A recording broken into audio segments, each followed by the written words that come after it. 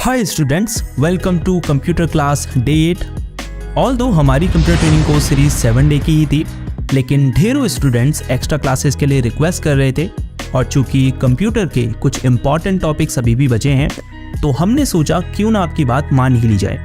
तो ये रही कंप्यूटर क्लास डे 8, जिसमें हम आपको विंडोज़ कंट्रोल पैनल की कंप्लीट नॉलेज देंगे।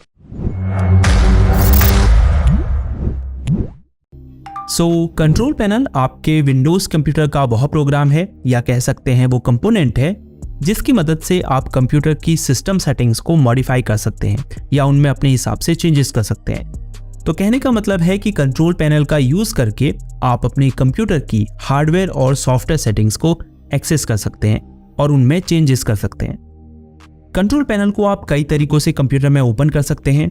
सबसे आसान तरीका है, नीचे सर्च बार में कंट्रोल पैनल टाइप कीजिए और ओपन पर क्लिक कीजिए। आप रन कमांड की मदद से भी इसे ओपन कर सकते हैं। उसके लिए कीबोर्ड में Windows+R की को दबाइए, फिर यहाँ बॉक्स में टाइप कीजिए कंट्रोल पैनल, फिर एंटर की दबाइए। कंट्रोल पैनल की विंडो हमारी कंप्यूटर स्क्रीन में ओपन हो चुकी है। आप देख सकते हैं यहाँ सेटिंग्स की कई कैटेगरीज हमें दिखाई दे रही है।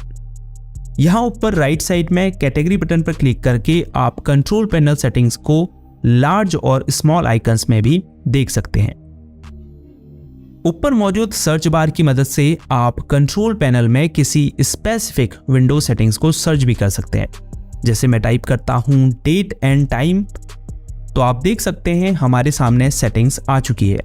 अब मैं इस पर क्लिक करके कंप्यूटर में डेट एंड टाइम चेंज कर सकता हूं। वैसे कंप्यूटर में किसी सेटिंग्स को आप तभी एक्सेस या चेंज कर सकते हैं जब आपको उसकी ज़रूरत होती है। तो बिल्कुल ज़रूरी नहीं है कि आपको इन सभी सेटिंग्स के बारे में डिटेल में पता होना चाहिए।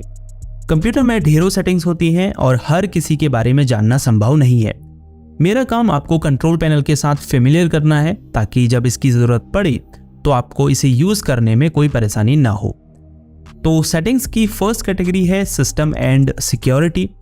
इस पर क्लिक करने पर आपको सिस्टम और सिक्योरिटी से रिलेटेड सेटिंग्स की सब कैटेगरीज यहाँ दिखाई देंगी। जैसे सिक्योरिटी एंड मेंटेनेंस से रिलेटेड सेटिंग्स है, यानी इस पर क्लिक करके आप कंप्यूटर सिक्योरिटी से रिलेटेड सेटिंग्स को देख और उनमें चेंजेस कर सकते हैं। ऑटोमेटिक मेंटेनेंस स्टार्ट कर सकते हैं, यूज़र अकाउंट कंट्रोल सेटिंग्स को चेंज कर सकते हैं इत्यादि। तो कुल मिलाकर जो कॉमन प्रॉब्लम्स होती हैं सिक्योरिटी और मेंटेनेंस से रिलेटेड, उन्हें आप यहाँ डिटेक्ट कर सकते हैं और रिजॉल्व कर सकते हैं।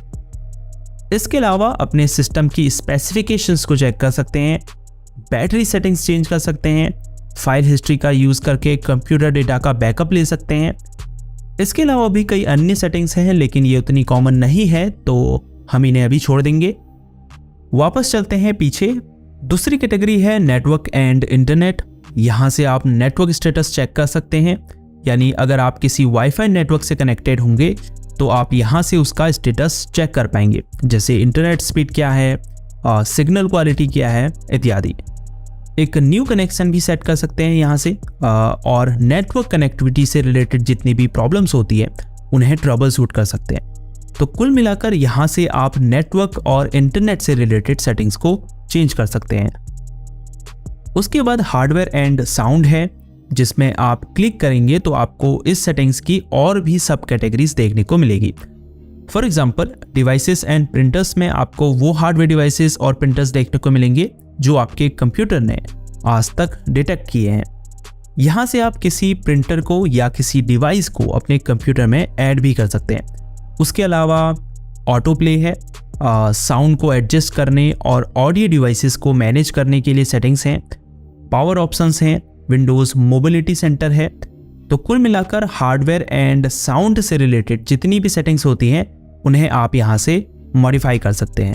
उसके बाद है प्रोग्राम्स, जहाँ से आप कंप्यूटर में मौजूद प्रोग्राम्स और फीचर्स को देख सकते हैं और यहाँ से उन्हें अनइंस्टॉल भी कर सकते हैं। इसके अलावा डिफ़ॉल्ट प्रोग्राम्स की सेटिंग्स को भी यहाँ से चेंज कर सकते हैं। फॉर एग्जांपल, अगर आपने वेब को एक्सेस करने के लिए डिफ़ॉल्ट प्रोग्राम्स गूगल क्रोम को सेट किया है तो आप यहाँ से उसे चेंज कर सकते हैं। उसके बाद है यूज़र अकाउंट्स।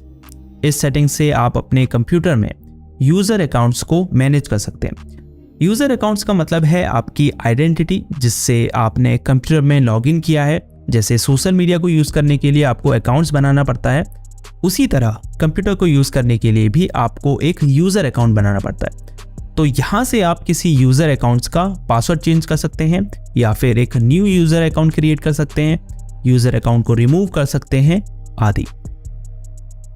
उसके बाद अपीयरेंस एंड पर्सनलाइजेशन है, जिससे आप अपने डेस्कटॉप का लुक बेसिकली चेंज कर सकते हैं। जैसे नीचे टास्क बार को कस्टमाइज कर सकते हैं, ईज ऑफ एक्सेस सेंटर की मदद से अपने कंप्यूटर को यूज़ करना ईजी बना सकते हैं, जैसे स्क्रीन रीडर का यूज़ कर सकते हैं, नरेटर को टर्न ऑन कर सकते हैं। ये फीचर उसके लिए हेल्पफुल हो सकता है जिस व्यक्ति का विजन लो है।